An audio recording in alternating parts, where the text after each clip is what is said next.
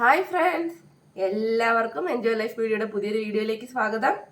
ഇന്ന് നമ്മൾ തയ്യാറാക്കുന്നത് നമ്മുടെ രാജ്മ കറിയാണ്. അപ്പൊ നമ്മുടെ കറി തയ്യാറാക്കാനായിട്ട് ഞാൻ രാജ്മ പയർ എടുത്ത് വെച്ചിട്ടുണ്ട്. ഇത് നമ്മൾ ഒരു 7-8 മണിക്കൂറെങ്കിലും വെള്ളത്തിൽ നന്നായിട്ട് കുതിർത്ത് വെച്ചിട്ട് വേണം കറി ചെയ്യാനായിട്ട്. ഇപ്പൊ രാവിലെയൊക്കെയാണ് നമ്മൾ ചെയ്യുന്നതെങ്കിൽ നമ്മൾ സാധാരണ കടലയൊക്കെ ചെയ്തില്ലേ, അതേപോലെ രാത്രിയിൽ നമ്മൾ വെള്ളത്തിൽ കുതിർത്ത് വെക്കണം. എന്നാലേ അത് നന്നായിട്ട് നമുക്ക് വെന്ത് കിട്ടും. ഒരു 8 മണിക്കൂറെങ്കിലും മിനിമം അത് കുതിർത്ത് വെക്കാം. അപ്പം ഇത് ഞാനൊരു 8 മണിക്കൂർ കുതിർത്തിട്ട് നന്നായിട്ട് കഴുകി വെച്ചിരിക്കുന്ന രാജ്മയാണ്. ഇനി നമുക്ക് കറി തയ്യാറാക്കാം. അപ്പോൾ ആദ്യം നമുക്ക് നമ്മുടെ രാജ്മ ഒന്ന് വേവിച്ചെടുക്കണം. അതിന് വേണ്ടി ഞാൻ ഒരു കുക്കർ എടുത്തിട്ടുണ്ട്. നമുക്ക് ആ കുക്കറിലേക്ക് നമ്മൾ കഴുകി വെച്ചിട്ടുള്ള രാജ്മ ഇട്ട് കൊടുക്കാം.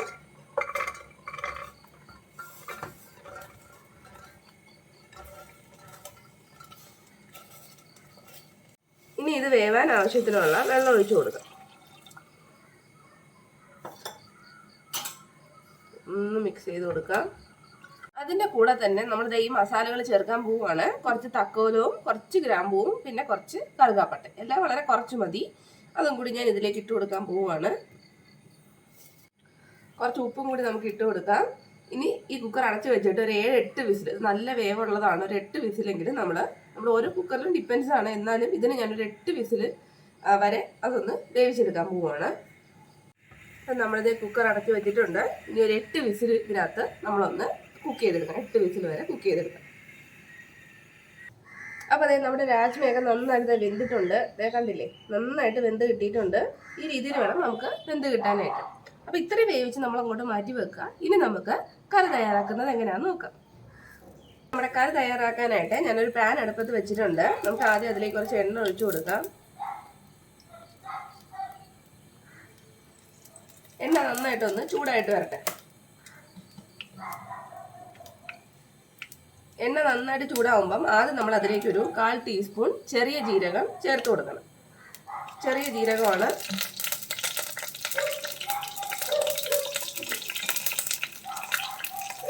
ആ ജീരകം ഒന്ന് പൊട്ടി വന്നാൽ പിന്നെ നമ്മൾ ചേർക്കേണ്ടത് ഒരു ചെറിയ കഷ്ണം ഇഞ്ചിയും ഒരു 3-4 വെളുത്തുള്ളിയാണ്.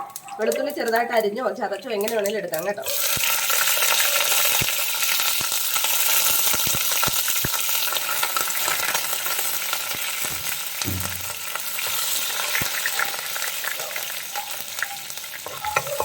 ചെറുതായിട്ടൊന്ന് വഴണ്ട് വന്നാൽ പിന്നെ നമുക്ക് അതിലേക്ക് സവാള, ഒരു 3 സവാളയാണ് ഞാൻ എടുത്തിട്ടുള്ളത്. 3 സവാള അരിഞ്ഞത് ചേർത്ത് കൊടുക്കും.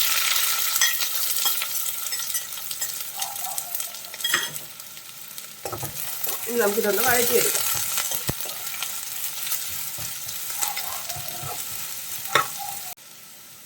കുറച്ച് ഉപ്പും കൂടി ഇട്ട് നമുക്കൊന്ന് വഴറ്റിയെടുക്കാം.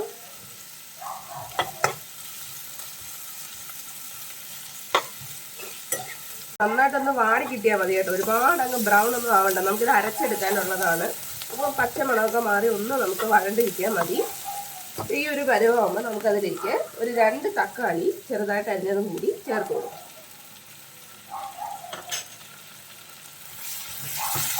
തക്കാളിയും കൂടെ ചേർത്ത് നന്നായിട്ട് വഴറ്റണം. ആ ഒരു പച്ച ചുവയൊക്കെ ഒന്ന് മാറി ഒന്നൊന്ന് വാടി കിട്ടണം തക്കാളി.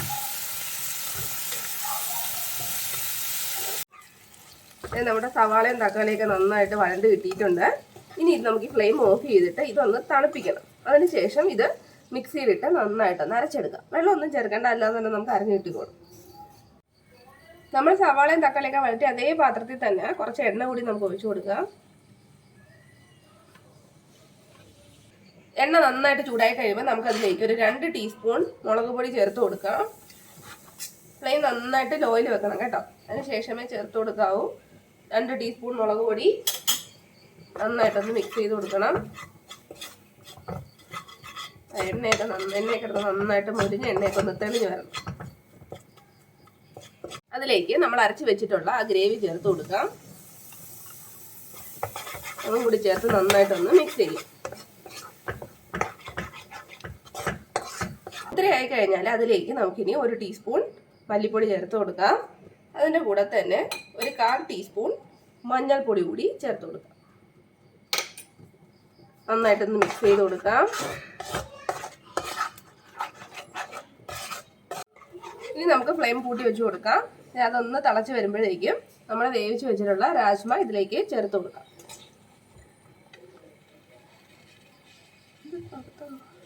നമുക്ക് പതുക്കെ ഒന്ന് മിക്സ് ചെയ്ത് കൊടുക്കാം.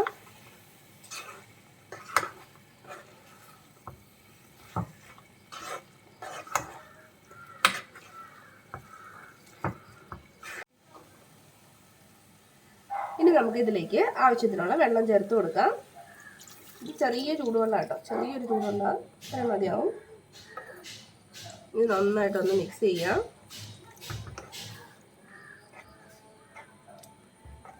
ഇതിനകത്ത് നമ്മൾ ചേർത്തിട്ടുള്ളതൊക്കെ നമ്മൾ ഓൾറെഡി നേരത്തെ വേവിച്ച് വെച്ചിട്ടുള്ള സാധനങ്ങളാണല്ലോ. അപ്പോൾ ഇത് ജസ്റ്റ് ഒന്ന് തിളച്ച് വന്നാൽ നമ്മുടെ കറി തയ്യാറാവും. അപ്പോഴേക്കും നമുക്ക് അതിലേക്ക് ഒരു 2 പച്ചമുളക് ചെറുതായിട്ട് അരിഞ്ഞത് ചേർത്ത് കൊടുക്കാം. അതിൻ്റെ കൂടെ തന്നെ കുറച്ച് മല്ലിയില കൂടി. അവസാനമായിട്ട് അതിലേക്ക് ഞാൻ 1 സ്പൂൺ നാരങ്ങ നീരുള്ളി ചേർക്കുവാണ്. അത് ഓപ്ഷനിലാണ് കേട്ടോ, വേണമെന്നുണ്ടെങ്കിൽ മാത്രം ചേർത്ത് കൊടുത്താൽ മതി. ഇതെല്ലാം കൂടി നന്നായിട്ടൊന്ന് മിക്സ് ചെയ്ത് കൊടുക്കാം.